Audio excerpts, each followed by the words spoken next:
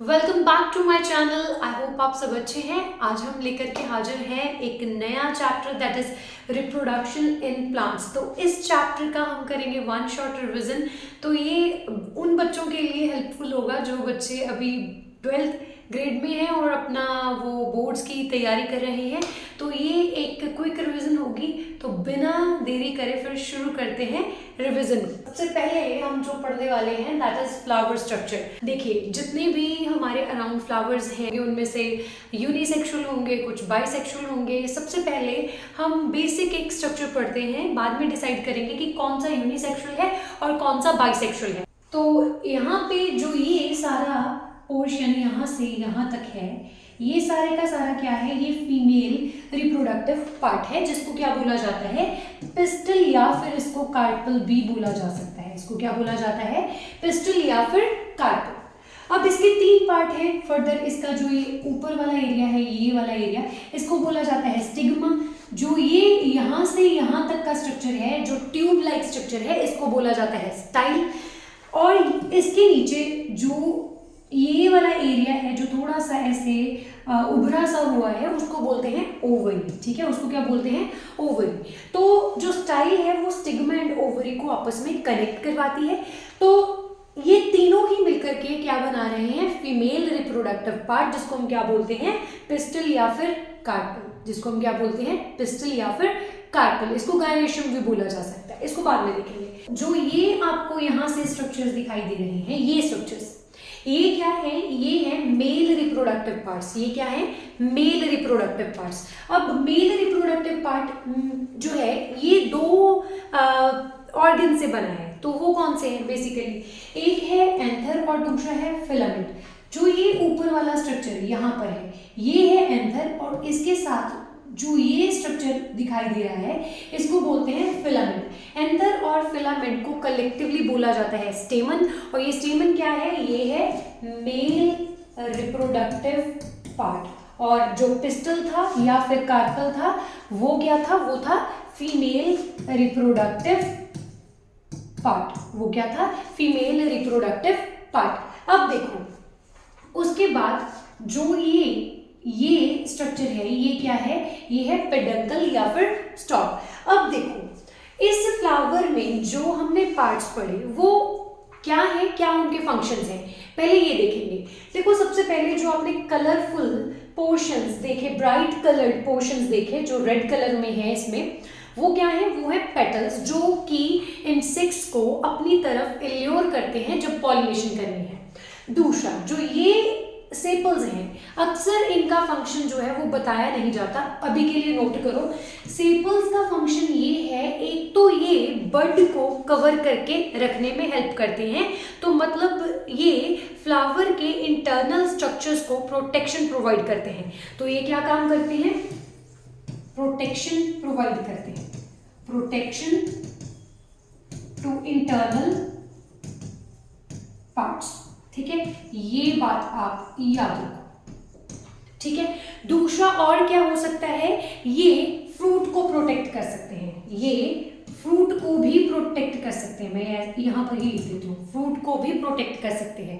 उसके बाद कभी कभी कुछ फ्लावर्स में ये जब पेटल्स नहीं होती वहां पर एज अ पेटल्स भी एक्ट कर सकते हैं। तो कभी कभी ये क्या करते हैं, पेटल की तरह एक्ट करते हैं, acts as petals in some plants। ठीक है, ये बात याद रखो। तो ये क्या थे, सेपल के फंक्शन, ये क्या थे, सेपल्स के फंक्शंस। ठीक है, उसके बाद ये केमिकल्स से भी जो है फ्लावर को प्रोटेक्ट कर सकते हैं, उसको कवर करके। ठीक है, तो इतना याद रखेंगे। बढ़ते हैं फिर आगे। जो ये फीमेल पार्ट है, फीमेल पार्ट है यहाँ से यहाँ तक, इसमें क्या होगा, इसमें होगा फीमेल का गैमीट। और जो ये मेल पार्ट है, जो ये मेल पार्ट है यहाँ से यहाँ तक, और भी कितने सारे दिखाई दे रहे हैं यहाँ पर, उनमें क्या रहता है, उनमें रहता है मेल गैमीट। अब ये दोनों ही पार्ट्स जो हैं वो रिप्रोडक्शन में रोल प्ले करेंगे। तो ऐसे पूरा क्या दिखाई देता है हमें, कंप्लीट फ्लावर। तो ये क्या है, एक कंप्लीट फ्लावर का स्ट्रक्चर है। इसके एक एक पार्ट को लेटर ऑन अभी हम पढ़ेंगे। तो चलो बढ़ते हैं फिर आगे, देखते हैं क्या पढ़ना है अभी हमने। फ्लावर का स्ट्रक्चर पढ़ने के बाद अब हम डिफरेंस देखेंगे कि यूनिसेक्सुअल एंड बाइसेक्सुअल फ्लावर्स में क्या डिफरेंस होते हैं। देखो, जो बाइसेक्सुअल फ्लावर्स होते हैं, बाई से देखो, बाई से मतलब टू, बाई से मतलब टू से मतलब दोनों के दोनों रिप्रोडक्टिव पार्ट एक ही फ्लावर में मौजूद होंगे। मतलब मेल एंड फीमेल पार्ट्स जो होंगे वो एक ही फ्लावर में मौजूद रहेंगे, जैसा हमने अभी अभी एक फ्लावर में देखा। अगर हम बात करें यूनिसेक्सुअल की, तो यूनी से मतलब होता है वन। तो मतलब एक फ्लावर में एक टाइम पर एक ही रिप्रोडक्टिव पार्ट होगा। वो मेल रिप्रोडक्टिव पार्ट भी हो सकता है, वो फीमेल रिप्रोडक्टिव पार्ट भी हो सकता है। तो मतलब यहां पर हम क्या लिखेंगे, both the reproductive parts are present. इसमें क्या रहेगा, only one reproductive part is present, चाहे फिर वो मेल हो चाहे फिर वो फीमेल हो। ठीक है, अब देखो, अगर इसमें दोनों के दोनों पार्ट्स प्रेजेंट हैं तो पॉलिनेशन कैसी होगी, क्रॉस भी हो सकती है और क्या हो सकती है, वो सेल्फ भी हो सकती है। अब इसमें क्या होगा, बेसिकली तो इसमें तो फिर सेल्फ ही हो जाएगी ना। देखो, अगर दोनों ही पार्ट हैं तो फिर एंथर से स्टिग्मा तक पोलन का जाना इजी हो जाएगा। इसमें तो पहले सेल्फ के चांसेस ज्यादा हैं, अगर सेल्फ नहीं हुई तो ये क्रॉस कर लेगा। अब इसके केस में क्योंकि एक टाइम पर एक ही पार्ट मौजूद है तो उसको क्या करना पड़ेगा, दूसरे का सहारा लेना पड़ेगा। तो यहां पर क्या होगी, क्रॉस पॉलिनेशन। तो यहां पर क्या होगी, क्रॉस पॉलिनेशन। और यहां पर क्या होगी, सेल्फ पॉलिनेशन, क्रॉस भी हो सकती है। ठीक है, एंड यहां पर क्या होगी, क्रॉस पॉलिनेशन। ये क्रॉस है, क्रॉस पॉलिनेशन। अब देखो, अगर इसमें दोनों के दोनों पार्ट्स मौजूद हैं तो इसको कंप्लीट फ्लावर बोला जा सकता है और इनको क्या बोला जा सकता है, इनकम्प्लीट फ्लावर्स। तो इनको क्या बोला जा सकता है, इनकम्प्लीट फ्लावर्स। ठीक है, देखो इन फ्लावर्स के डिफरेंसेस तो पता चल गए, बट यहां से क्वेश्चन जो आएगा वो आपको एग्जाम्पल बेस्ड आएगा। कैसे आएगा वो, एग्जाम्पल बेस्ड। तो एग्जाम्पल्स फटाफट से नोट कर लो, मैं कलर चेंज करती हूँ, कलर चेंज करके बताती हूँ आपको। अगर आपने इस बाइसेक्सुअल फ्लावर की बात करनी है तो इधर आपके पास जो एग्जाम्पल्स रहेंगी वो एग्जाम्पल्स आपके पास रहेंगी रोज की, लिली की एंड रोज की एग्जाम्पल आप ले सकते हो, और चाइना रोज मतलब हाइबिस्कस की एग्जाम्पल भी आप इसमें ले सकते हो। और इस केस में आप यूनिसेक्सुअल के केस में आप एग्जाम्पल ले सकते हो पपाया की,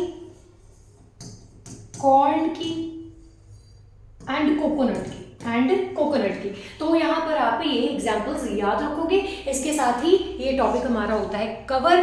बढ़ते हैं नेक्स्ट टॉपिक की तरफ। पहले हम स्टार्ट करेंगे मेल रिप्रोडक्टिव पार्ट के साथ। जो ये मेल रिप्रोडक्टिव पार्ट है इसको हम क्या बोल सकते हैं, इसको हम स्टेमन भी बोल सकते हैं। इसको हम क्या बोल सकते हैं, स्टेमन भी बोल सकते हैं। ये दो पार्ट से बनता है। कौन कौन से दो पार्ट से, एक इसमें क्या होता है, एंथर।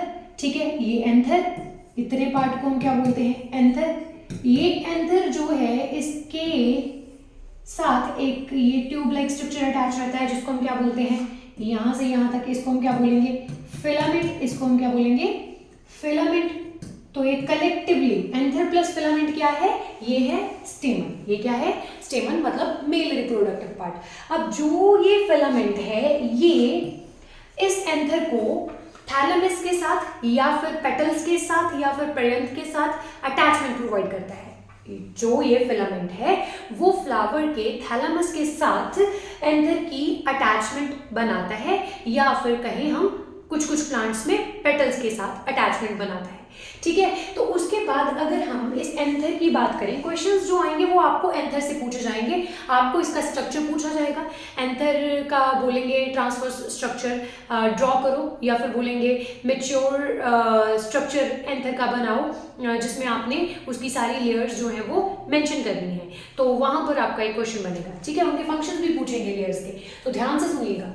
तो पहले हमारे पास जो ये एंथर है, हम इसकी अगर बात करें तो एंथर जो होती है वो क्या एक स्ट्रक्चर है, वो एक बायलोब्ड स्ट्रक्चर है। वो क्या है, एक बायलोब्ड स्ट्रक्चर है। ठीक है, आप देख पा रहे हो कि एक इसकी ये वाली लोब है और एक इसकी, इसको ऐसे बना लो, ये लोब है। तो इसकी क्या लोब्स है, 2 लोब्स है, तो बायलोब्ड स्ट्रक्चर है। अब इस बायलोब्ड स्ट्रक्चर के अंदर फर्दर क्या होते हैं, 4 कंपार्टमेंट्स होते हैं, मतलब इसके 4 थीका होते हैं। हम ये बोल सकते हैं कि इसमें एक लोब के अंदर 2 थीका प्रेजेंट होते हैं, जिसकी वजह से हम इसको क्या बोलते हैं, डायथेकस। क्या बोलते हैं इसको, डायथेकस। ठीक है, वो क्या है, डायथेकस।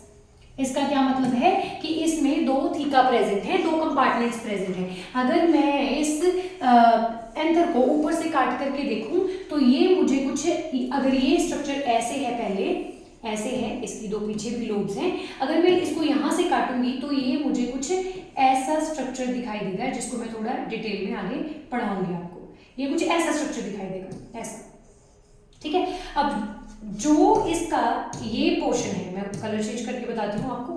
अगर मैं इसको ऐसे डिवाइड करती हूँ तो एक इसका ये वाला लोब बनता है और दूसरा इसका ये वाला लोब बनता है। ठीक है, अब इसके अंदर हम बात कर रहे हैं कि एक लोब हो गया, एक ये लोब हो गया, तो इसकी वजह से ये क्या है, बायलोब्ड। अब हर एक लोब के अंदर 2 कंपार्टमेंट हैं, जिसकी वजह से हम उसको क्या बोल रहे हैं, डायथेकस। अब देखो, इस लोब में भी 2 कंपार्टमेंट हैं और इस लोब में भी 2 कंपार्टमेंट्स हैं, और यही 2 कंपार्टमेंट्स को हम आगे क्या बोलेंगे, माइक्रोस्पोरेंजिया। इसको क्या बोलेंगे, माइक्रोस्पोरेंजिया। एनु कहेंगे ऐसी, माइक्रोस्पोरेंजिया। ठीक है, या फिर माइक्रोस्पोरेंजियम। ठीक है, तो इतने कंफ्यूज नहीं होना, थोड़ा थोड़ा कुछ पंजाबी भी होएगी, क्योंकि मेरे कुछ स्टूडेंट्स जोड़े ने वो पंजाबी ने। So let's back to the topic. यहाँ पर हमने क्या पढ़ा, माइक्रोस्पोरेंजिया। तो माइक्रोस्पोरेंजिया, और ये अभी हमने, तो ये कितने माइक्रोस्पोरेंजिया है, 4। तो ये जो एक लोब में 2 कंपार्टमेंट्स है, इसकी वजह से एंथर क्या है, डायथेकस। क्या है वो, डायथेकस। यही बात हमने याद रखनी है। अगर फर्दर बात करें कि जो एंथर है, इसको हम टेट्रागोनल भी बोलते हैं। इसको हम क्या बोलते हैं, टेट्रागोनल। टेट्रा का मतलब होता है 4, क्योंकि इसके पास 4 कंपार्टमेंट्स हैं, 4 कंपार्टमेंट्स हैं, या फिर 4 थीका हैं, जिनको हम माइक्रोस्पोरेंजिया बोल रहे हैं। उसकी वजह से हम इसको क्या बोलते हैं, देखो 1 2 3 4, इसकी वजह से हम इसको क्या बोलते हैं, टेट्रागोनल। तो ये कुछ कैरेक्टर्स हैं किसके, एंथर के। क्या बायलोब्ड स्ट्रक्चर है, डायथेकस है, टेट्रागोनल है, इतना आपने याद रखना है। बढ़ते हैं अब इसके ट्रांसवर्स सेक्शन की तरफ, उधेड़ देंगे, डिटेल से पढ़ेंगे इसको थोड़ा सा। चलो, अभी आप इसका स्क्रीनशॉट ले लो जल्दी से। अगर मैं आपको बोलूं कि ये मेरे पास क्या है, एंथर है, ये मेरे पास क्या है, एंथर है, ये मेरे पास क्या है, एंथर है। ठीक है, अब इस एंथर के अंदर मुझे क्या दिखाना है, मुझे लेयर्स दिखानी है। मुझे क्या दिखानी है, लेयर्स दिखानी है, क्योंकि क्वेश्चन मुझे ऐसे पूछा जाएगा कि जो एंथर है उसकी जो लेयर्स हैं उनका पोलन ग्रेन डेवलपमेंट के टाइम पर क्या फंक्शन होता है। तो इस पॉइंट ऑफ व्यू से मुझे इसे याद करना है। तो चलिए अभी हम क्या करेंगे, इसकी कर देंगे डबलिंग। ठीक है, मैं सारे का नहीं करूँगी, फिर ज़्यादा टाइम लगेगा।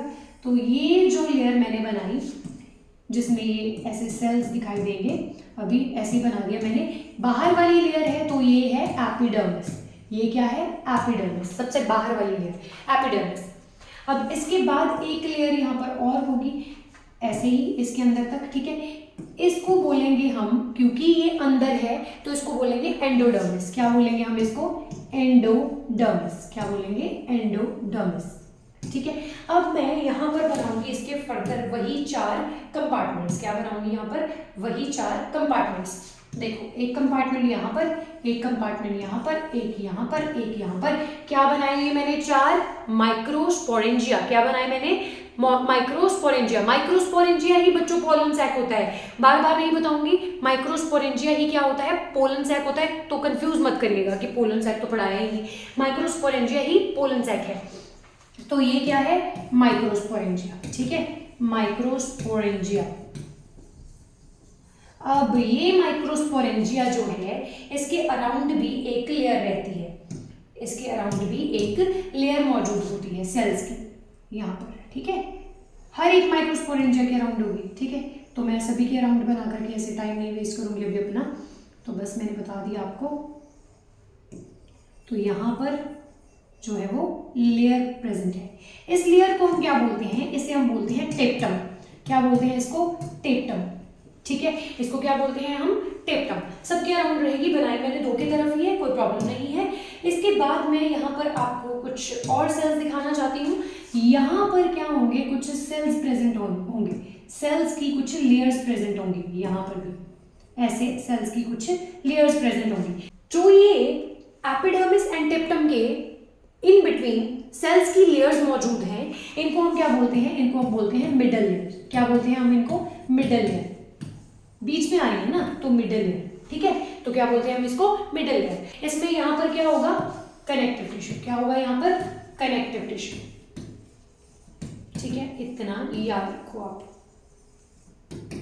अब उसके बाद जो ये हमने पढ़ा अभी के लिए, जो माइक्रोस्पोरेंजिया है, इसके अंदर भी बहुत सारे सेल्स होंगे, बहुत सारे सेल्स होंगे। हर एक जो माइक्रोस्पोरेंजिया है, देखो यहाँ पर भी होंगे बहुत सारे सेल्स, यहाँ पर भी होंगे बहुत सारे सेल्स।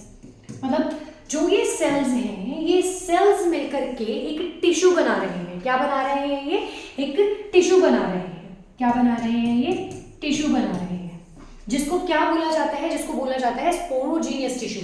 जिसको क्या बोला जाता है, स्पोरोजीनियस टिश्यू, स्पोरोजीनियस टिश्यू। इतना याद रखोगे आप। इस टिश्यू के जो सारे सेल्स हैं वो क्या होते हैं, माइक्रोस्पोर मदर सेल्स या फिर पोलन मदर सेल्स, ठीक है। ये सारे क्या होते हैं, एमएमसी। एमएमसी का मतलब माइक्रोस्पोर मदर सेल्स। अब जो ये माइक्रोस्पोर मदर सेल्स हैं, इनमें से आगे माइक्रोस्पोर्स बनेंगे, जो आगे चल करके पोलन ग्रेन में डेवलप हो जाएंगे। तो इतना हमने क्या पढ़ा अभी तक, अभी तक हमने देखा कि जो मेल रिप्रोडक्टिव पार्ट है उसके अंदर एंथर का स्ट्रक्चर कैसा है, ठीक है, मैच्योर एंथर का स्ट्रक्चर कैसा है। अभी हम इन लेयर्स के फंक्शन पढ़ेंगे जो कि एग्जाम में पूछे जाएंगे। देखो, जो ये एपिडर्मिस है, एंडोडर्मिस है या फिर मिडल लेयर है, इन तीनों का काम है प्रोटेक्शन प्रोवाइड करना। क्या काम करना, प्रोटेक्शन प्रोवाइड करना। किसकी प्रोटेक्शन करेंगे, जो यहाँ से पोलन ग्रेन बनेंगे उनकी प्रोटेक्शन करेंगे। उसके बाद जो हमारे पास अंदर वाली जो टिप्टम लेयर है, ये वाली जो माइक्रोस्पोरेंजिया के अराउंड प्रेजेंट है, इसका काम है नरिशमेंट प्रोवाइड करना। ये क्या करती है, नरिशिंग इन नेचर है। ये क्या है, नरिशिंग इन नेचर, तो ये नरिशमेंट करती है, ठीक है। तो ये आपको याद रखना है, ठीक है। अभी इसका एक और क्वेश्चन, ये क्वेश्चन अपने आप में ही अलग से पूछा जा सकता है। आपसे पूछा जा सकता है कि बताएं टिप्टम का क्या फंक्शन है। आपको याद रखना है कि जो ये टिप्टम है वो स्पोरोपोलिन बनाने में हेल्प करता है, मतलब जो एग्जाइन है उसको ये बनाने में हेल्प करता है। दूसरा, ये कैलेज बनाने में हेल्प करता है। तो ये बात आपने याद रखनी है, इसके फंक्शन जरूर याद करके जाइएगा। इसके साथ ही जो क्वेश्चंस मैं इस लेक्चर में बोल रही हूँ उनकी पीडीएफ भी आपको टेलीग्राम चैनल पर मिल जाएगी, वहां से आप चेक कर सकते होंगे और लिंक आपको डिस्क्रिप्शन में मिल जाएगा। तो चलते हैं फिर आगे। अब हम पढ़ेंगे कि इस स्पोरोजीनियस टिश्यू से कैसे माइक्रोस्पोर्स बनते हैं। मतलब हम अब पढ़ेंगे माइक्रोस्पोर्स बनाने वाली प्रोसेस, जिसको हम क्या बोलते हैं, जिसको हम बोलते हैं माइक्रोस्पोरोजेनेसिस। तो इमेजिन करो, ये क्या है, एक माइक्रोस्पोर मदर सेल, ये क्या है, एमएमसी, ठीक है।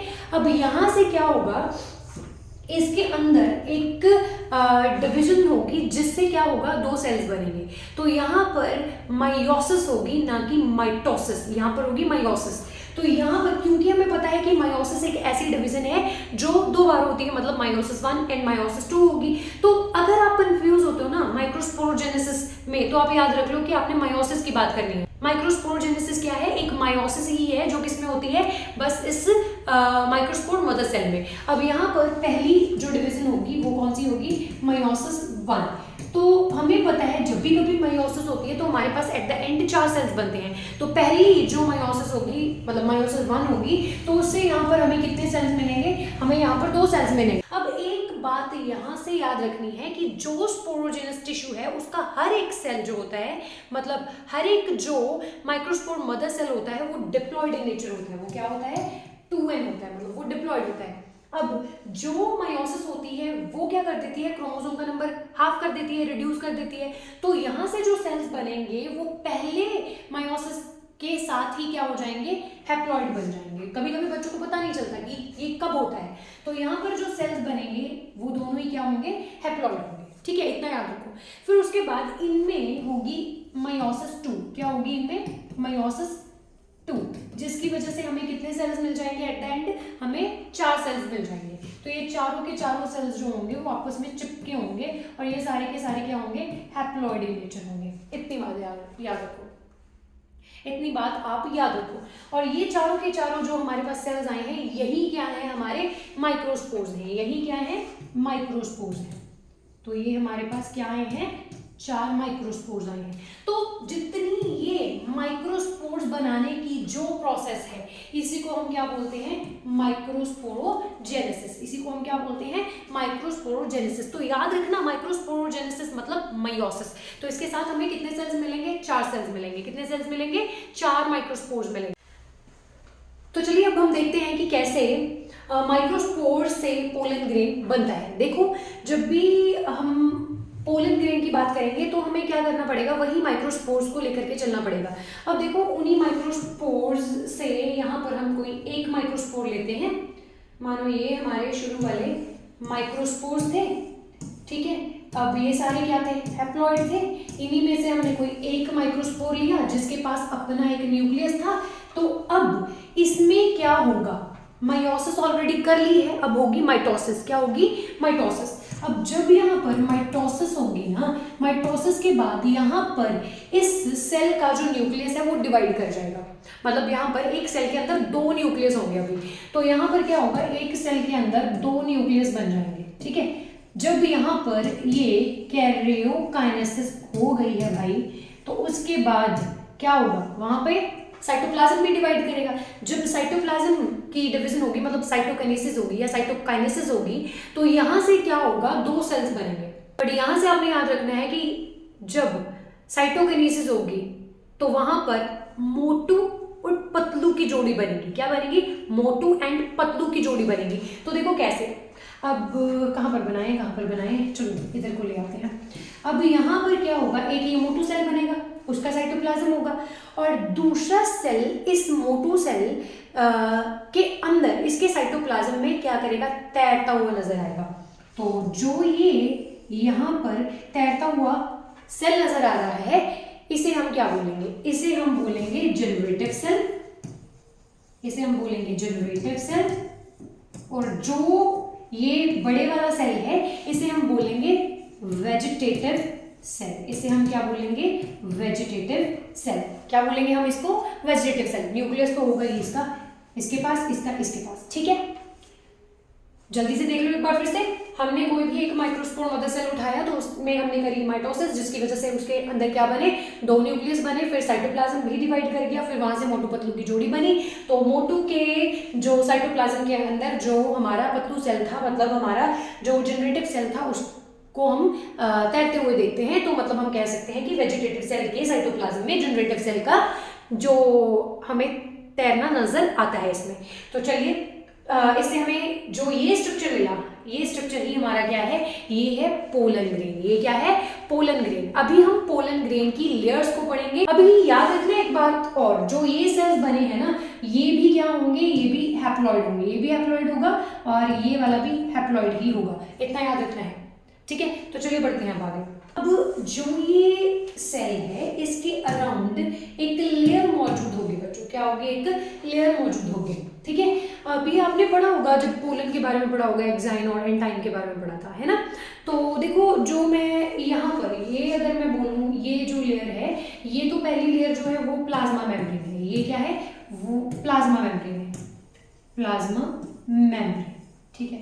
चलो फिर कलर चेंज कर लेते हैं, अभी कलर चेंज करते हैं। अगर मैं इसकी यहाँ पर एक लेयर की बात करूँ, अब यहाँ से, ठीक है, अगर जो मैं वाइट में जो लेयर दिखा रही हूँ, ये वाली जो मैं वाइट में लेयर दिखा रही हूँ, वो क्या है मेरी, क्योंकि ये अंदर है तो ये है इंटाइन, ये क्या है इंटाइन, ये क्या है इंटाइन, क्योंकि ये अंदर की तरफ है।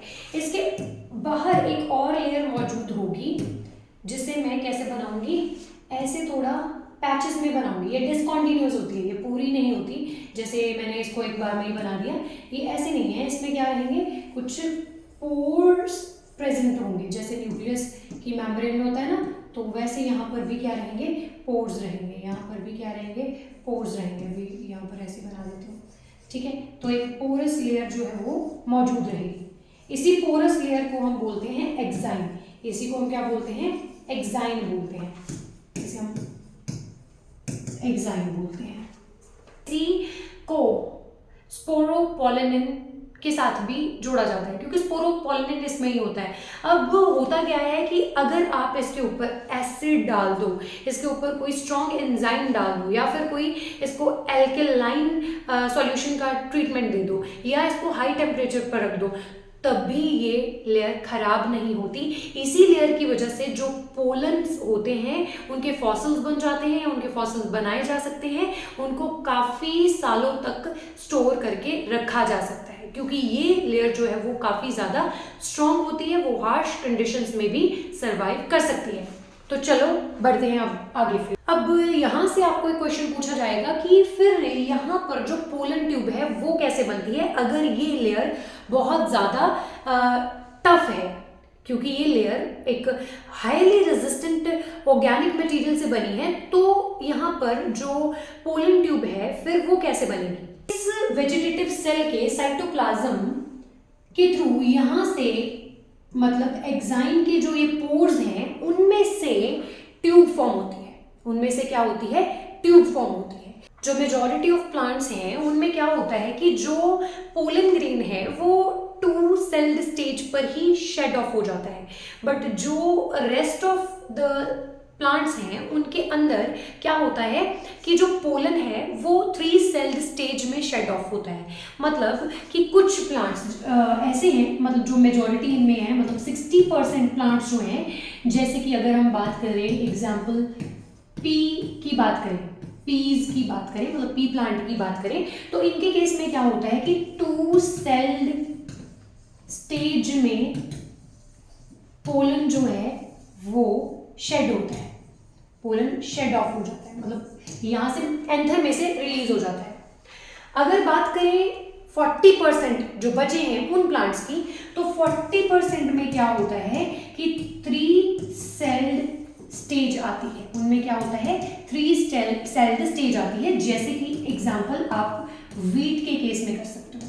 इसके बेसिस पर अभी मैं आपको एक क्वेश्चन दिखाऊंगी, ठीक है। तो आपने याद रखना है कि जो देखो यहाँ पर क्या था, 2 ही सेल थे, यहाँ पर वेजिटेटिव के साथ जनरेटिव सेल था, तो इसी कंडीशन में ये क्या हो जाएगा, शेड ऑफ हो जाएगा, मतलब एंथर में से निकल करके ये प्लांट के फ्लावर के स्टिग्मा के ऊपर जाकर के बैठ जाएगा। अब वहां पर क्या होगा कि जब ये स्टिग्मा पर लाई कर जाएगा पोलन ग्रेन, तब वहां पर ये क्या बनाएगा, पोलन ट्यूब। जब पोलन ट्यूब बन गई होगी तब उसके बाद यहाँ पर होगी माइटोसिस, जिसकी वजह से क्या होगा, यहाँ पर जो ये जनरेटिव सेल है इसमें से 2 मेल गैमीट बनेंगे।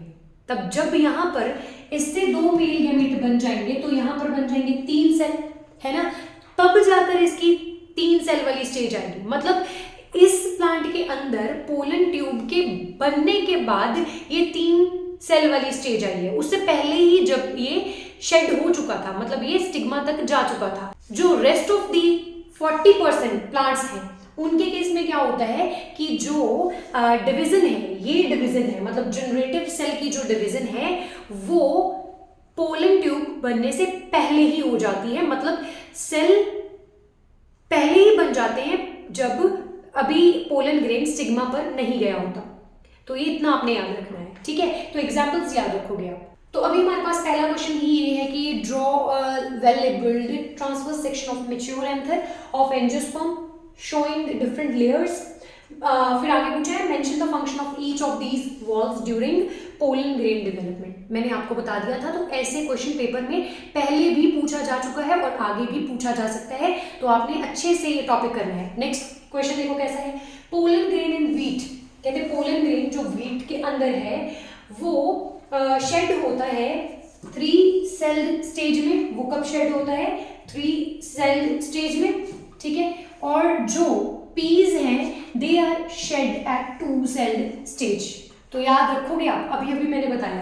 कहते हैं एक्सप्लेन करो इस चीज को, where are the germ pores are present in pollen grain. Germ pores कहाँ पर प्रेजेंट होते हैं आपको पता ही है कि मैंने अभी भी बताया कि वो एक्साइन के अंदर प्रेजेंट होते हैं, ठीक है। तो एक्साइन जो है वो कॉन्टिन्यूस नहीं होती, वो डिसकॉन्टिन्यूस होती है। तो वहां से हम बोल सकते हैं कि जो जर्म पोर्स हैं वो वहां पर प्रेजेंट होते हैं और वहां से पोलन ट्यूब बनती है। और जो 3 सेल स्टेज और 2 सेल स्टेज है, इसका रीजन अभी मैंने बताया कि उनके जो जनरेटिव सेल है उसकी जो डिवीजन है उसके अंदर जो डिफरेंसेस हैं उसकी वजह से है। तो यहाँ पर आपने वो पूरा फुल फ्लेज्ड एक्सप्लेन करके बताना है। तो चलिए बढ़ते हैं फिर आगे। अब हम पढ़ने वाले हैं फीमेल रिप्रोडक्टिव पार्ट, जिसको हम गायनेशियम भी बोलते हैं। इसके अंदर 3 पार्ट हमने पढ़ने हैं, एक है स्टिग्मा, दूसरा है स्टाइल और इसके बाद आता है ओवरी, ठीक है। ये तीनों ही मिलकर के क्या बनाते हैं? फीमेल रिप्रोडक्टिव पार्ट, यानी पिस्टल या फिर कार्पल या गायनेशियम। अब इस फोटोग्राफ की हेल्प से देखो, जो ये स्ट्रक्चर है ये क्या है? स्टिग्मा। यहाँ जो ये सिलेंड्रिकल सा स्ट्रक्चर, ट्यूब लाइक स्ट्रक्चर दिखाई दे रहा है, ये क्या है? ये है स्टाइल। और यहां से यहां तक जो ये राउंड स्ट्रक्चर आपको दिखाई दे रहा है, ये क्या है? ये है ओवरी। ये क्या है? ओवरी। और ये तीनों ही मिलकर के क्या बनाते हैं? ये तीनों के तीनों मिलकर के बनाते हैं फीमेल रिप्रोडक्टिव पार्ट, जिसको हम क्या बोलते हैं? पिस्टल। अब इसमें जो ये स्टिग्मा है वो एक पोलन के लिए सरफेस है, पोलन के लिए बाइंडिंग साइट है। ये क्या है? Pollen binding site. मतलब जो पोलन एंथर से आएगा वो स्टिग्मा के ऊपर लाई करेगा। मतलब ये पोलन है अगर, तो वो यहां पर आकर के अटैच होगा स्टिग्मा के ऊपर, ठीक है। तो अगर स्टाइल की बात करें, और ये स्टिकी भी होता है, अगर स्टाइल की बात करें तो ये क्या है? ये एक लॉन्ग ट्यूब लाइक स्ट्रक्चर है जो स्टिग्मा को ओवरी के साथ कनेक्ट करवाता है, ठीक है। उसके बाद आता है ओवरी। जो ओवरी है इसके अंदर रहता है फीमेल गैमीट, जिसको हम क्या बोलेंगे? एग। तो इसके अंदर क्या बनेगा? एग। वो भी किसके अंदर? ओव्यूल के अंदर, ठीक है। अभी हम पढ़ेंगे विद इन सेकेंड्स। एक फ्लावर के अंदर कितने पिस्टल प्रेजेंट हैं उसके बेसिस पर हम फ्लावर्स को क्लासिफाई करेंगे, या फिर हम बोले पिस्टल को क्लासिफाई करेंगे, ठीक है। अगर एक प्रेजेंट है तो पहले ऊपर हेडिंग लगाओ, on the basis of number of pistol, ठीक है, कि कितने पिस्टल या फिर कितने कार्पल प्रेजेंट हैं। तो हम जो एक फ्लावर है उसको क्या बोलेंगे? देखो किधर ही जा रहा है, देखो ऐसे ऐसे। अब सबसे पहले अगर एक पिस्टल है तो बोलेंगे मोनोकार्पिलरी, तो बोलेंगे मोनोकार्पिलरी। अगर 2 हैं तो बोलेंगे बाइकार्पिलरी। अगर 3 है तो बोल देंगे ट्राइकार्पिलरी, ठीक है। फिर मल्टीपल है तो बोल देंगे मल्टीकार्पिलरी, ठीक है। मतलब उसमें क्या है? बहुत सारे कार्पल्स मौजूद हैं, ठीक है। अब आगे एक और सीन आता है। कि अब अगर एक से ज़्यादा पिस्टल पड़े हैं तो वो एक दूसरे के साथ ऐसे जुड़ करके भी मौजूद हो सकते हैं और एक दूसरे से अलग अलग भी मौजूद हो सकते हैं। तो अगर तो वो फ्यूज्ड हैं, फ्यूज्ड को हम बोलेंगे सिनकार्पस। तो सिनकार्पस में हम ऐसे दिखाएंगे कि देखो अगर ये एक कार्पल है और फर्दर ये एक कार्पल है और फर्दर ये भी एक कार्पल है और ये ऐसे फ्यूज पड़ी है। जैसे कि एग्जांपल में आप याद कर सकते हो पैपावर एंड सोलेनम के केस में, ठीक है, और भी हो सकते हैं, इनके केस में आप देख सकते हो, ठीक है।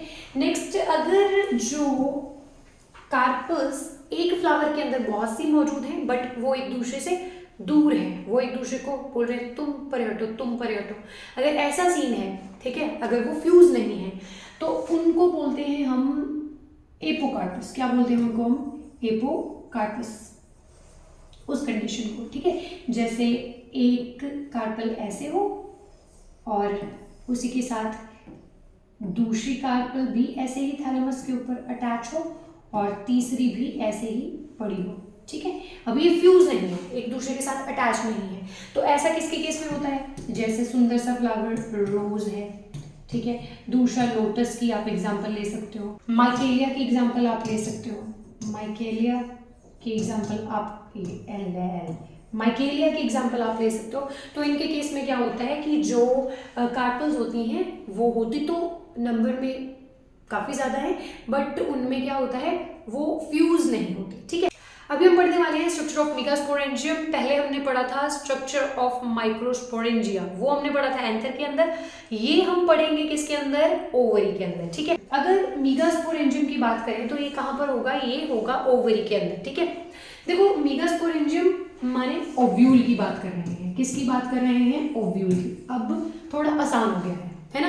मेगास्पोरेंजियम ही क्या है? ओव्यूल। तो ओवरी जो होती है वो क्या है?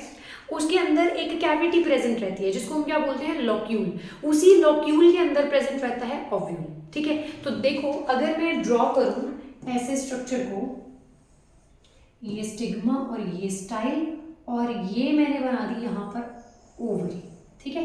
तो इस ओवरी के अंदर क्या रहेगा? यहां पर ये ओवरी की मोटी सी वॉल, अब इसके अंदर अगर ये ओव्यूल प्रेजेंट है तो यहां पर इसका क्या प्रेजेंट रहता है? प्लेसेंटा, ठीक है।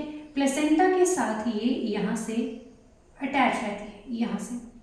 तो ये देखो कलर चेंज करते हैं, जो ये इतना एरिया है, इतना एरिया है, ठीक है, इतना ये सारे का सारा क्या है? ये है ओवरी की कैविटी, मतलब लॉक्यूल। ये क्या है? लॉक्यूल। ये क्या है? लॉक्यूल, जिसके अंदर क्या प्रेजेंट है हमारा? जिसके अंदर हमारा क्या प्रेजेंट है? जिसके अंदर ये हमारा ओव्यूल प्रेजेंट है। क्या प्रेजेंट है हमारा? ओव्यूल प्रेजेंट है, ओव्यूल। और ये किसके साथ अटैच है? ये यहां पर प्लेसेंटा के साथ अटैच है। किसके साथ अटैच है? प्लेसेंटा के साथ अटैच है। प्लेसेंटा के साथ जो ये ओव्यूल अटैच है, किसकी हेल्प से अटैच है?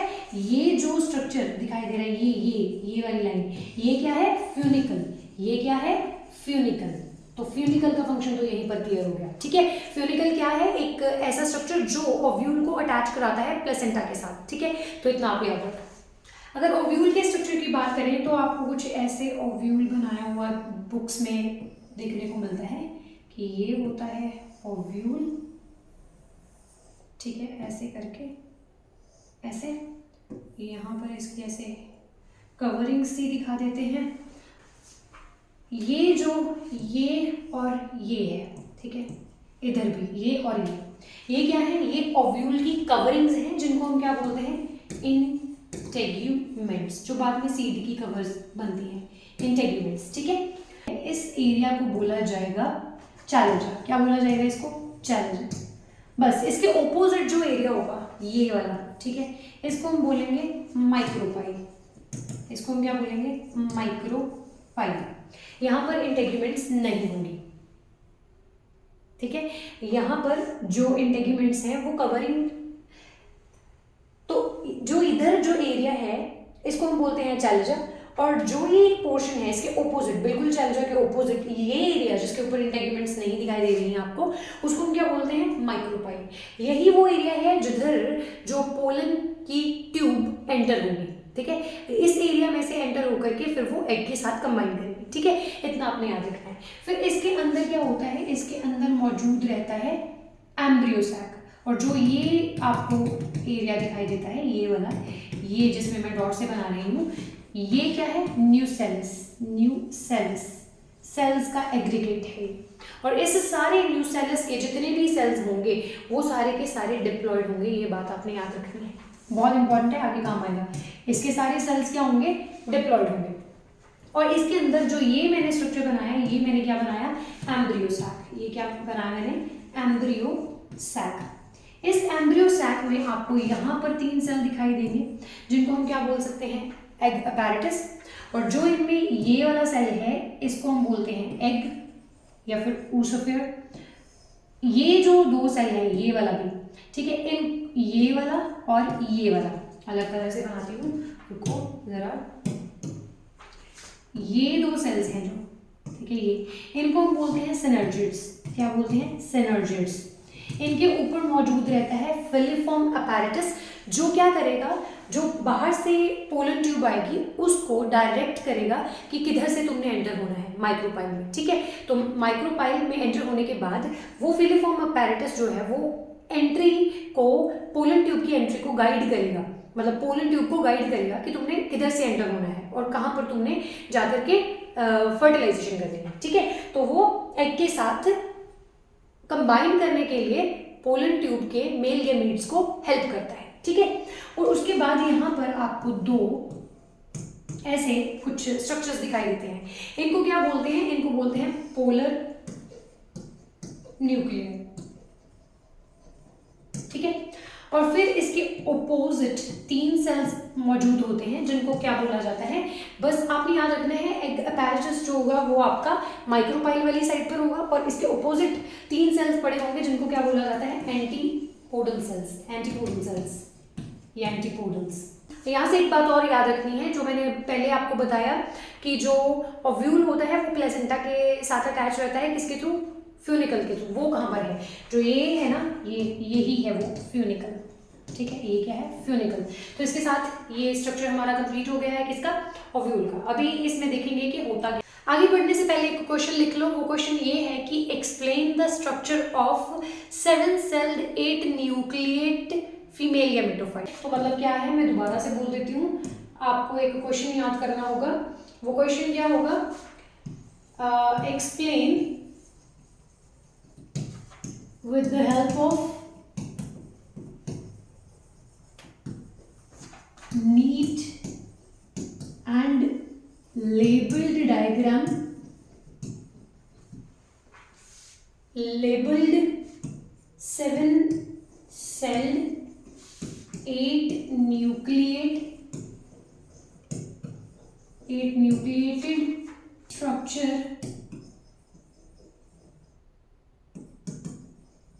Of female gametophyte. ये क्वेश्चन नोट कर लो,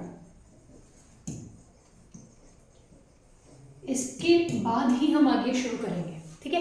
आपने क्या करना है, 7 सेल्ड 8 न्यूक्लिएटेड गैमेटोफाइट जो है उसका स्ट्रक्चर आपने ड्रॉ करके बताना है, और बताना है कि कैसे ये हुआ है, ये स्ट्रक्चर कैसे बना है, ठीक है।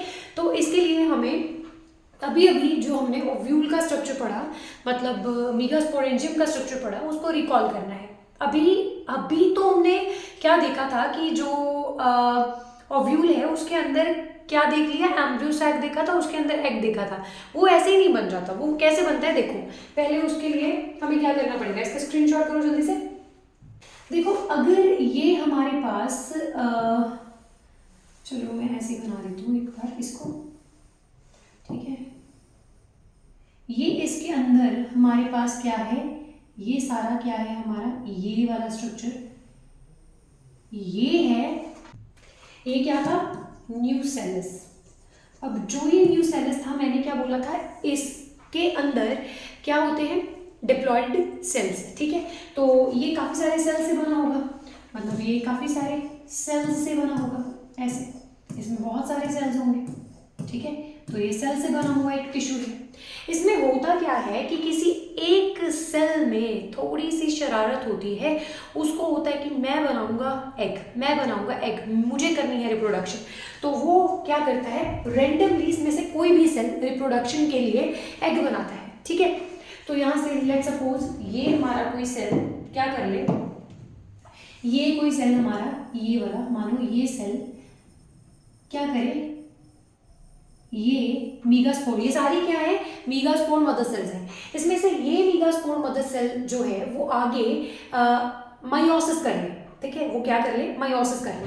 अब अगर इसी सेल को मैं बाहर बना दूं ऐसे, यूं, ये बाहर मेरे पास ये सेल हो जो मैंने अभी बनाया, ठीक है। अब इस सेल में हो जाए मायोसिस, इसमें क्या हो जाए, मायोसिस। जब मायोसिस होगी तो 4 सेल्स बनेंगे, हमें पता है ना। मायोसिस के बाद होता क्या है, 4 ही तो सेल्स मिलते हैं हमें, क्योंकि मैंने बताया कि न्यूसेलस के सारे सेल्स क्या होते हैं, डिप्लॉयड होते हैं। तो यहाँ पर मायोसिस के बाद जो हमारे पास 4 सेल्स बनेंगे वो क्या होंगे, वो हैप्लॉयड होंगे, हैप्लॉयड होंगे, क्योंकि ये क्या था, डिप्लॉयड था। ये मीगास्पोर मदर सेल क्या था, डिप्लॉयड था। इससे मायोसिस के बाद क्या बन गए हमारे पास, हैप्लॉयड मीगास्पोर्स बन गए। क्या बन गए हमारे पास, हैप्लॉयड मीगास्पोर्स। अब इनको इसके अंदर देखते हैं कि होता क्या है, कि कैसे रहते हैं ये। अब होता क्या है, यहाँ पर ये सब कुछ उड़ा दो, तुम देखो यहाँ पर, वेट अ सेकेंड, ये जो सारा है ये नहीं है। अब इसमें होगा क्या, देखो जो यहाँ पर ये 4 सेल्स बने हैं, अब ये 4 सेल्स कैसे दिखाई देंगे, देखो इसमें क्या होगा, ये 4 सेल्स ऐसे दिखाई देंगे हमें, ठीक है। यहाँ पर हमारे पास कितने सेल्स हो जाएंगे, टोटल 4 सेल्स हो जाएंगे। कितने सेल्स हो जाएंगे हमारे पास, 4 सेल्स हो जाएंगे। जो ये चारों के चारों सेल्स हैं, ठीक है, ये क्या है, 4 मीगास्पोर सेल्स हैं, ठीक है, जो कि हैप्लॉयड इन नेचर है। इनमें से ये 4 जो हैं वो डीजनरेट हो जाएंगे, 4 में से ये 3 डीजनरेट हो जाएंगे, सिर्फ एक फंक्शनल होगा, अब वही जो फंक्शनल होगा वो क्या करेगा, फर्दर उसमें होगी माइटोसिस, माइटोसिस होगी। तो देखो ये सेल्स भी हमने हटा दिए यहाँ से, मैं क्या क्या उड़ा रही हूँ, देखो मियोसिस हो चुकी है, 4 ये यहाँ पर सेल बन गए थे, जिनमें से 3 ये डीजनरेट हो गए। अब मैं इसको सारे को हटा रही हूँ, सो दैट आप कंफ्यूज ना हो। ये चारों के चारों में से ये 3 तो हो जाएंगे डीजनरेट, खत्म हो जाएंगे, इनको हम हटा देते हैं। अब बचा ये, इसमें क्या होता है, जो इसका न्यूक्लियस होता है, फिर उसमें होती है माइटोसिस। जब यहाँ पर होगी माइटोसिस की वजह से यहाँ से क्या होगा, जो इस सेल के न्यूक्लियस की अगर बात करें तो उसमें हो जाएंगे डिविजन्स। तो यहाँ से एक माइटोसिस नहीं होती, यहाँ पर 3 माइटोसिस होती हैं, यहाँ पर 3 माइटोसिस होती हैं। कलर चेंज करते हैं, वेट अ सेकेंड, यहाँ पर 3 माइटोसिस होती हैं, 3 माइटोसिस। अब जब 3 माइटोसिस होती हैं, 3 माइटोसिस की वजह से यहाँ पर क्या होता है, यहाँ पर हमारे पास टोटल 8 और न्यूक्लियस बन जाते हैं 3 की वजह से। 1 2 3 4 5 6 7 और 1 ये मान लो 8 हो गए, ठीक है। टोटल इसमें क्या हो जाते हैं, 8 न्यूक्लियस बन जाते हैं। अब वही 8 अपने आप को एक पोजीशन में, एक अच्छी पोजीशन में अरेंज कर लेंगे। उसके बाद होता क्या है, अब ये 8 जो न्यूक्लियस बने हैं उनमें क्या होगा, चेंज आएगा। अब मैं इसको थोड़ा इरेज कर देती हूँ। अब ये 8 के 8 जो हैं यहाँ से टर्मिनल्स पर चले जाएंगे और 2 इनमें से सेंटर में आ जाएंगे। देखो 3 यहाँ पर चले जाएंगे न्यूक्लियस, एक यहाँ पर, एक यहाँ पर, 3 ये हो गए, 3 यहाँ पर आ जाएंगे इस साइड पर, माइक्रोपाइल की साइड पर, और 2 चले जाएंगे न्यूक्लियस सेंटर में। देखो मैंने क्या बोला कि जो आपके पास एक मीगास्पोर मदर सेल फंक्शनल था, उसमें हुई माइटोसिस, उसमें 3 माइटोसिस की वजह से क्या हो गई, वहां से 8 न्यूक्लियस बन गए। जो 8 न्यूक्लियस थे फिर वो अपने आप को ऐसे अरेंज कर लेते हैं, 3 इस साइड पर, 3 इस साइड पर और 2 सेंटर में। अब जो ये 3 सेल्स हैं वो अपने आउटसाइड क्या बना लेते हैं, यहाँ पर वॉल भी क्रिएट कर लेते हैं, इनके अराउंड ये सेल वॉल भी बन जाती है। तो 3 सेल बन गए यहाँ पर, इनके अराउंड भी ऐसे वॉल बन जाएंगे, इनके अराउंड नहीं बनेंगे। अब जो ये यहाँ पर देखो 3 सेल ये हो गए, ठीक है, 3 सेल ये हो गए। अब जो ये माइक्रोपाइल वाली साइड है, ये कौन से बने आपके, एगापैरेटस वाले सेल, एक एग सेल, 2 सिनर्जिड्स, और ये 3 कौन से बने, एंटीपोडल्स, ठीक है। तो जो ये सेंटर में है, ये क्या बनते हैं, फिर ये बनते हैं पोलर न्यूक्लियाई। ये क्या बनते हैं, पोलर न्यूक्लियाई। ये न्यूक्लियाई रहते हैं, इनके अराउंड मेम्ब्रेन नहीं होती, ठीक है। अब देखो जो ये एक अपने आप में, ये भी तो एक बड़ा सेल बना है ना, तो ये भी अपने आप में एक बड़ा सेल है। ये देखो ये वाला, ये एक अपने आप में एक बड़ा सेल है। तो एक सेल, इसको काउंट कर लो तुम, ठीक है। कितने सेल्स हो गए टोटल, 3 ये, 3 ये, 1 ये, तो कितने टोटल सेल हो गए तुम्हारे पास, 7 सेल्स हो गए, 7 सेल्स। अब न्यूक्लियस काउंट करो कितने हैं तुम्हारे पास, न्यूक्लियाई कितने हो गए, 1 2 3 4 5 6 7 8। अब हमारे पास सेल तो 7 है और न्यूक्लियस कितने हैं, 8। कितने हैं हमारे पास, 8 न्यूक्लियाई, ठीक है। 8 हमारे पास क्या है, न्यूक्लियाई है। तो ये हमारी कौन सी स्टेज हो गई, 7 सेल्ड 8 न्यूक्लिएटेड फीमेल गैमेटोफाइट वाली स्टेज हो गई। अब यहां से तुमने क्या करा, देखो तुमने देखो ये पढ़ा। सबसे पहले तुमने क्या करा, सबसे पहले तुमने ओव्यूल लिया, मतलब माइक्रोस्पोरेंजियम लिया। माइक्रोस्पोरेंजियम कि किसी एक सेल को, मतलब उसके अंदर जो न्यूसेलस था उसके किसी एक सेल को, मतलब मीगास्पोर को मायोसिस के थ्रू डिवाइड कर दिया। फिर वहां से तुमने 4 सेल्स बना लिए। फिर उनमें से कोई एक सेल जो है वो किस में चला गया, उसकी हो गई माइटोसिस। तो देखो सबसे पहले यहाँ पर क्या हुआ, जो माइक्रोस्पोरेंजियम था, माइक्रोस्पोरेंजियम में क्या बना, मीगास्पोर बना, मीगास्पोर बना, ठीक है। इस मीगास्पोर से हमारे पास, इसको रेज करते हैं, 2 मिनट रुको। अब यहां से फिर जो ये मीगास्पोर था, फिर यहां से क्या बना, मीगास्पोर से यहां पर गैमेटोफाइट बना, गैमेटोफाइट बना। गैमेटोफाइट मतलब यहां से क्या बना, एम्ब्रियो सैक, एम्ब्रियो सैक। जो तुमने ये सारा, ये वाला एक बड़ा सेल बनाया है ना, ये बड़ा सेल ही क्या बनता है, यही तो तुम्हारा एम्ब्रियो सैक बनता है, जिसके अंदर ये आगे फर्दर 3 सेल्स और सेंटर में 2 पोलर न्यूक्लियाई पड़े हैं। तो ये तुमने यहाँ पर गैमेटोफाइट जो बनाया है, मतलब एम्ब्रियो सैक बनाया है। क्या बनाया है तुमने, एम्ब्रियो सैक बनाया है। फिर इसी एम्ब्रियो सैक से क्या बनता है, गैमीट बनता है। क्या बनता है, गैमीट बनता है। इसी के अंदर तो बना है एग, है ना। तो यहाँ पर मतलब एग फॉर्म हो गया। ये अभी तक हमने ये पढ़ा है। पहले हमने जब माइक्रोस्पोरेंजियम का स्ट्रक्चर पढ़ा था, उसके एंड में हमने क्या बनाया था, पोलन ग्रेन बनाया था, मतलब हमने मेल गैमीट बनाया था। अब जब हमने मीगास्पोरेंजियम का स्ट्रक्चर बनाया है, तो उससे हमने एट द एंड क्या बना लिया है, फीमेल गैमीट यानी एग फॉर्म कर लिया है। तो चलिए इसके साथ ही ये टॉपिक्स तो हमारे खत्म हो गए हैं। मतलब हमने इतना पढ़ लिया है कि प्री फर्टिलाइजेशन चेंजेस क्या है या प्री फर्टिलाइजेशन इवेंट्स क्या हैं। अभी हम पढ़ेंगे पॉलिनेशन के बारे में। जब हमारे पास मेल गैमेटोफाइट भी है, फीमेल गैमेटोफाइट भी है और उनके गैमीट्स भी हैं, तो अब हम क्या करेंगे, पॉलिनेशन करेंगे। चलिए फिर बढ़ते हैं जल्दी से उसकी तरफ। तो पॉलिनेशन का हमें सबको पता है, it's a transfer of pollen grain from anther to the stigma of the flower. ठीक है, तो ये क्या है, पॉलिनेशन। तो पॉलिनेशन बेसिकली ये पढ़ना जरूरी है कि उसकी टाइप्स कौन सी हैं। टाइप्स में हम इसको 3 कैटेगरीज में डिवाइड करेंगे। सबसे पहले हम बात करेंगे ऑटोगेमी की, ऑटोगेमी की। फिर हम बात करेंगे गैटेनोगेमी की। फिर हम बात करेंगे जीनोगेमी की। ये 3 टाइप्स हमने कवर करनी है। ठीक है, सबसे पहले बात करते हैं ऑटोगेमी की। ये यूजुअली उन फ्लावर्स में होती है जो बाइसेक्सुअल होते हैं, ये नोट कर लो। तो ये always occurs in bisexual flowers। ठीक है, लाइक ये किस में हो सकती है, हाइबिस्कस में, रोज में, है ना।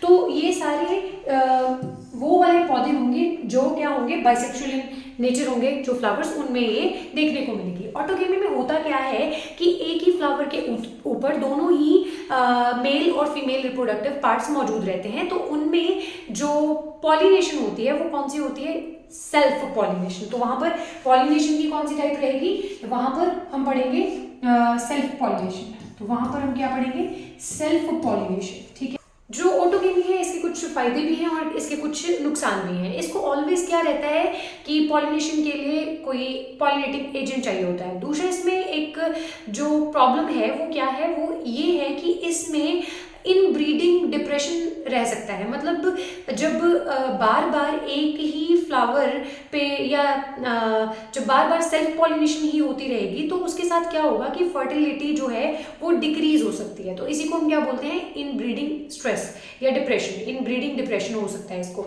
तो ये प्रॉब्लम है इसकी। गेटिनोगेमी बेसिकली उन प्लांट्स में होती है जिनमें एक ही प्लांट पर, जैसे ये एक फ्लावर हो, उसके ऊपर फीमेल रिप्रोडक्टिव पार्ट प्रेजेंट हो और इसके किसी और दूसरे फ्लावर के ऊपर मेल रिप्रोडक्टिव पार्ट यानी एंथर प्रेजेंट हो। तो इसमें क्या होगा, इसमें एक फ्लावर से, एक ही प्लांट के एक फ्लावर से किसी दूसरे फ्लावर के ऊपर क्या हो रही है, पॉलिनेशन हो रही है। मतलब यहां से अगर पोलन जा रहा है तो वो यहां पर जा रहा है। तो ये कौन सी पॉलिनेशन है, ये क्रॉस पॉलिनेशन है। ये कौन सी पॉलिनेशन है, क्रॉस पॉलिनेशन। ठीक है, तो क्रॉस पॉलिनेशन ही है ये। अब अगर बात करें जीनोगेमी की, जीनोगेमी में क्या होता है कि एक प्लांट मानो ये है, एक प्लांट ये है, इसके ऊपर जो फ्लावर है उसके पास है ओवरी और दूसरे किसी प्लांट के फ्लावर के पास क्या है, एंथर।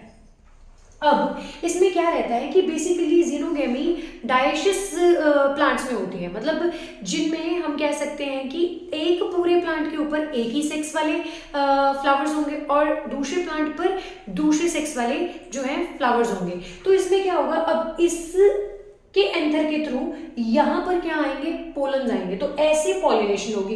है तो ये भी क्रॉस पॉलिनेशन, बट ये डिफरेंट प्लांट्स के फ्लावर्स के बीच में हुई है। यहाँ पर एक ही पौधे के डिफरेंट फ्लावर्स के ऊपर हुई थी, ये भी क्रॉस थी, ये भी क्रॉस पॉलिनेशन है। तो ये इनमें डिफरेंस है।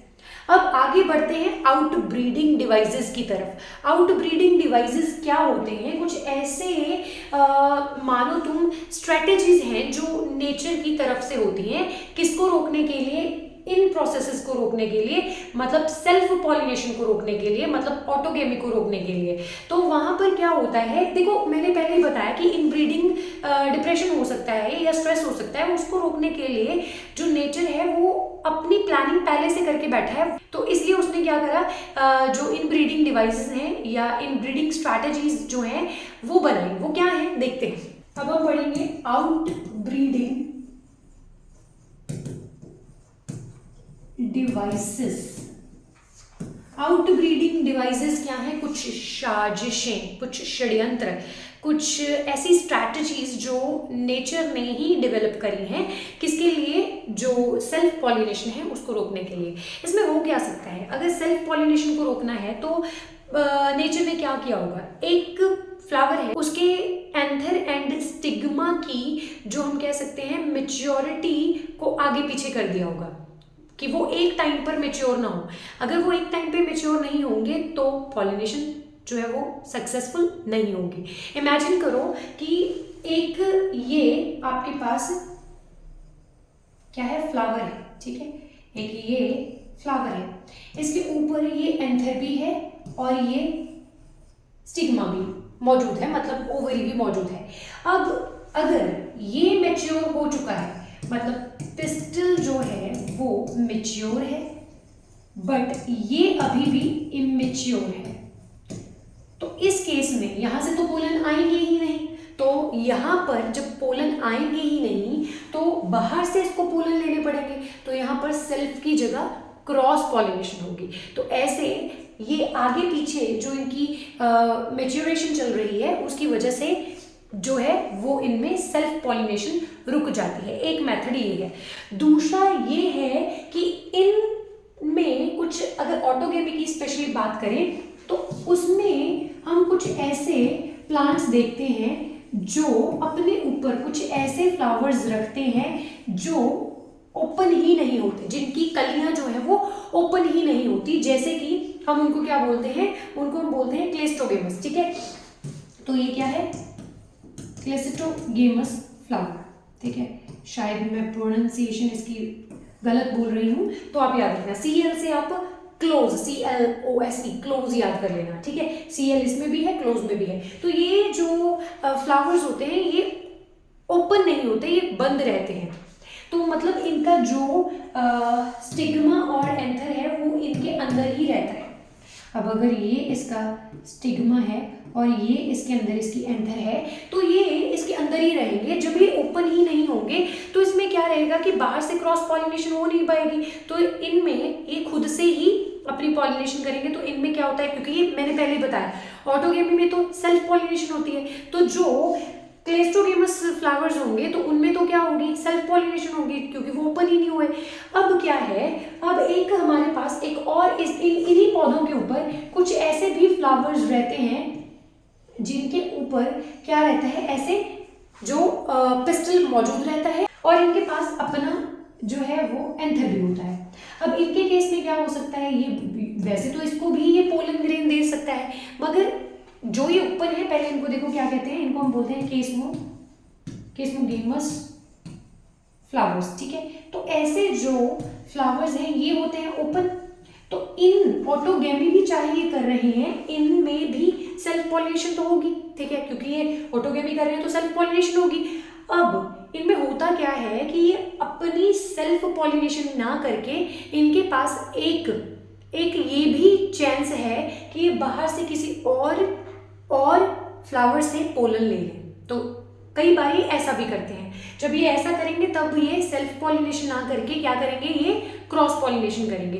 तो इनके पास ये एक सिग्निफिकेंस है कि अगर इन्होंने अपनी क्रॉस पॉलिनेशन नहीं करनी तो इनका सेल्फ सेट तो बनेगा ही बनेगा। वो कैसे, क्योंकि इनके पास क्लेस्ट्रोगेमस फ्लावर्स भी हैं। अब जब क्लेस्ट्रोगेमस फ्लावर्स हैं तो इनके पास अपने ही एंथर से अपनी ही स्टिग्मा के ऊपर पॉलिनेशन हो जाएगी, तो अपना सेट तो बना लेंगे अगर बाहर से कुछ नहीं हुआ। अगर बाहर से हो गया तो इनके पास वो सेट जो है पोलन्स का वो भी आ जाएगा, तो इनके पास वो सेट जो है सीड्स का वो भी आ जाएगा। ठीक है, तो ये इनको इसका सिग्निफिकेंस रहता है। दूसरा हमारे पास ये भी है कि अगर हम ऐसा कर दें कि इनकी पोजीशन को ऊपर नीचे कर दें, मतलब नेचर ने कुछ ऐसा फ्लावर बना दिया है कि जिसका एंथर जो है वो जो पिस्टल है उससे थोड़ा हाइट में कम ऊपर जा सकता है, मतलब उससे छोटा है हाइट में। तो जो अगर ये इससे ऊपर है तो इसके तो पोलन यहाँ पर जा नहीं पाएंगे अनटिल एंड अनलेस इसके पास कोई इंसेक्ट नहीं आता। मतलब ओरिएंटेशन भी स्ट्रक्चर्स की, मेल एंड फीमेल स्ट्रक्चर्स की डिसाइड करेगी कि पॉलिनेशन होगी या नहीं होगी। मतलब कुछ ऐसे भी प्लांट्स देखे गए हैं जिनमें फ्लावर्स के अंदर जो स्टिग्मा है और एंथर है उसकी पोजीशन थोड़ा ऐसे रहती है कि जो पोलन्स हैं वो स्टिग्मा के ऊपर नहीं आ पाते। तो ये भी नेचर का एक कह सकते हैं स्ट्रैटेजी है जिसके थ्रू वो सेल्फ पॉलिनेशन को रोकती है।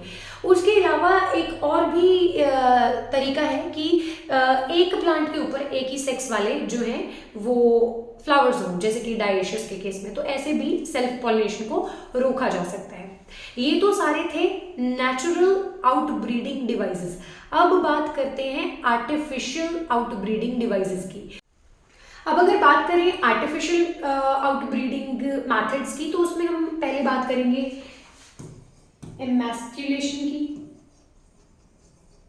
इसमें क्या करते हैं हम अपनी इच्छा से एक बाइसेक्सुअल फ्लावर में से एंथर ही रिमूव कर देते हैं। जब एंथर ही नहीं होगा तो पोलन ग्रेन्स नहीं होंगे, तो पोलन ग्रेन्स नहीं होंगे तो स्टिग्मा के ऊपर पोलन्स नहीं जाएंगे, मतलब पॉलिनेशन नहीं होगी। दूसरा क्या होगा, इसमें क्या कर देते हैं, बैगिंग कर देते हैं। बैगिंग क्या है कि स्टिग्मा को कवर कर देते हैं, किसके साथ, बटर पेपर के साथ जो है स्टिग्मा को कवर कर देते हैं, सो दैट जो बाइसेक्सुअल फ्लावर है उसमें से एंथर में से जो पोलन है वो स्टिग्मा के ऊपर लैंड अगर करने हैं तो वो ना करें। उसके बाद हम फिर से उसकी क्या कर देते हैं, रीबैगिंग कर देते हैं। क्या कर देते हैं, उसको फिर से बटर पेपर के साथ डस्टिंग के बाद स्टिग्मा को कवर कर देते हैं। So these are the methods those can be used for those can be used as outbreeding devices, but these are artificial methods. Pollination agents आपके पास दो तरह के हो सकते हैं। एक होंगे बायोटिक मतलब लिविंग, ठीक है, जिसमें आप बात कर सकते हो बर्ड्स की, इंसेक्ट्स की, बैट्स की, लीमर्स की, कुछ लीजर्ड्स भी होती हैं, ठीक है, और लीजर्ड्स वगैरह की। तो इनके थ्रू अगर पॉलिनेशन हो रही है तो हम क्या बोल रहे हैं कि बायोटिक एजेंट्स इन्वॉल्व हैं। अगर हम बात करें सेकेंड टाइप की तो उसमें हम करेंगे बात ये बायोटिक एजेंट्स की, जिसमें आप विंड की बात कर सकते हो, तो उसको हम बोलते हैं एनेमोफिली। अगर दूसरा बात करें और हम कह सकते हैं कि वाटर की हेल्प से भी हो सकती है, तो उसको हम बोलते हैं हाइड्रोफिली, इसको हम बोलते हैं एनेमोफिली, ठीक है। तो these are the agents those can be helpful in pollination. So these are pollinating agents. अब बस लास्ट टॉपिक एक बचा है जिसमें हम कवर करने वाले हैं पोस्ट फर्टिलाइजेशन चेंजेस। बहुत इंपॉर्टेंट टॉपिक है, अपने आप में क्वेश्चन की तरह है ये टॉपिक। पहले फर्टिलाइजेशन एक बार देखो कैसे होती है। अगर हमारे पास ये है स्टिग्मा और ये है स्टाइल और ये है ओवरी और इसके अंदर ये जो हमने एक स्ट्रक्चर बना दिया था फ्यूनिकल इसके साथ अटैच है और इसके अंदर हमारा मानो ये पड़ा है एग, ठीक है, और ये बना रही हूँ मैं पोलर न्यूक्लियर और उसके बाद ये 3 सेल्स जो बनाए हैं वो कौन से हैं, एंटीपोडल सेल्स, ठीक है। इसके बाद सिनर्जिड्स भी चलो बना देती हूँ, अब बाद में बोलो नहीं कि बनाए नहीं है।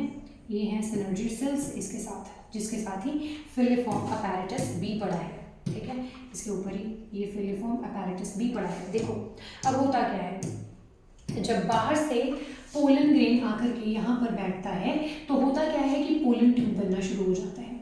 जब पोलन ट्यूब बनेगा तो वो यहाँ से इधर माइक्रोपाइल की तरफ बढ़ता है, ठीक है। इसको हम क्या बोलते हैं, इसको हम बोलते हैं कीमोट्रॉफी, इसको बोलते हैं हम कीमोट्रॉपिक मूवमेंट।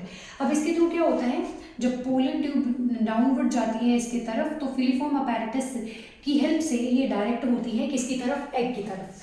क्योंकि जो ये पोलन ट्यूब है इसके अंदर जो 2 मेल गैमीट रहते हैं, एक यहाँ 2 मेल गैमीट होते हैं ना, मैंने बताया था आपको 2 मेल गैमीटोफाइट होते हैं इसके अंदर। तो इसके अंदर जो 2 मेल गैमीटोफाइट हैं उनमें से एक जो है वो एग के साथ फ्यूज करता है और एक इन जो ये पोलर न्यूक्लियाई हैं उनके साथ फ्यूज करता है यहाँ पर, ठीक है। तो जो यहाँ पर पहले एग के साथ फ्यूजन हुई तो इसको भी हम फर्टिलाइजेशन बोलेंगे। पेन चेंज करते हैं, वेट, इसको भी हम फर्टिलाइजेशन बोलेंगे। तो जो ये फर्टिलाइजेशन हुई, ठीक है, उसको हम बोलते हैं सिंगेमी। उसके बाद एक फर्टिलाइजेशन यहाँ पर हुई है पोलर न्यूक्लियाई के साथ, यहाँ पर 2 पोलर न्यूक्लियाई थे, उसके साथ एक और इस मेल गैमेटोफाइट का न्यूक्लियाई फ्यूज हो गया है, 3 इन्वॉल्व है ना, यहाँ पर ट्रिपल फ्यूजन हो गई है। तो ये भी अपने आप में एक फर्टिलाइजेशन है, ये भी एक अपने आप में फर्टिलाइजेशन है। तो यहाँ पर हमारे पास टोटल कितनी फर्टिलाइजेशन हुई है, 2। तो ये एक फर्टिलाइजेशन, दूसरी हमारे पास ये फर्टिलाइजेशन, तो यहाँ पर इसको हम क्या बोल देते हैं, डबल फर्टिलाइजेशन। अब जब फर्टिलाइजेशन हो चुकी है, डबल फर्टिलाइजेशन हो चुकी है, अब आगे क्या होगा ये क्वेश्चन है। तो पोस्ट फर्टिलाइजेशन चेंजेस यही हमें बताते हैं कि जो ये फर्टिलाइजेशन हो गई है पॉलिनेशन के बाद अब क्या होगा। अब देखो जो हमारे पास ये ओवरी थी, ये ओवरी, ठीक है, जो ये ओवरी थी ये तो बन जाएगी फ्रूट का पेरिकाप, ठीक है, फ्रूट पेरिकाप, ठीक है। अब जो हमारे पास ये ओव्यूल था, ओव्यूल बनेगा सीड, और जो हमारे पास इस फ्लावर में यहाँ पर ऐसे पेटल्स थी वो सारी पेटल्स क्या हो जाएंगी, यहाँ से शेड ऑफ, वो पेटल्स क्या हो जाएंगी, शेड ऑफ, वो गिर जाएंगी, वो खत्म हो जाएंगी। और जो फिर पेटल्स हैं वो जब शेड हो जाएंगी तो हमारे पास एक कंप्लीट फ्रूट बन करके रेडी हो जाएगा। जो हमारे पास ओव्यूल की इंटेग्यूमेंट्स थी उनसे क्या बनता है, उनसे जो हमारा सीड है, ओव्यूल जो सीड बना है उसकी जो कवरिंग्स हैं, कोटिंग्स हैं, वो बनती हैं। टेस्टा एंड टेगमेन जो है वो इंटेग्यूमेंट्स से बनता है, ये बात याद रखनी है। जो हाइलम होता है वो जो है वो सीड के ऊपर एक स्कार बन जाता है, उसके ऊपर छोटा सा एक मार्क जैसा बन जाता है। तो ये क्या है, ये सारे के सारे पोस्ट फर्टिलाइजेशन चेंजेस हैं। अब यहाँ पर एक सीन और याद कर लो, एक होता है टर्म फॉल्स फ्रूट, एक होता है ट्रू फ्रूट। जब देखो फ्रूट थैलेमस से बने तो उसको बोलेंगे हम फॉल्स फ्रूट। जैसे कि एग्जांपल में आप कर सकते हो याद एप्पल, अगर फ्रूट ओवरी से ही बने तो उसको हम बोलते हैं ट्रू फ्रूट। तो उसको हम क्या बोलते हैं, ट्रू फ्रूट। यहाँ से आपसे क्वेश्चन पूछा जाता है कि बताओ एप्पल को आप फॉल्स फ्रूट क्यों कंसिडर करते हो, तो आपका आंसर होना चाहिए क्योंकि एप्पल जो है वो थैलेमस से बना है, तो उसको इसलिए हम क्या बोलते हैं, फॉल्स फ्रूट। ठीक है, बाकी केस में ओवरी से फ्रूट बनता है। इसके साथ ही हमारा लेक्चर होता है खत्म। अगर फिर भी कोई टर्म्स बची हैं तो वो नोट्स में कवर कर दी जाएंगी। एंड फॉर मोर अपडेट्स बने रहे इस चैनल के साथ।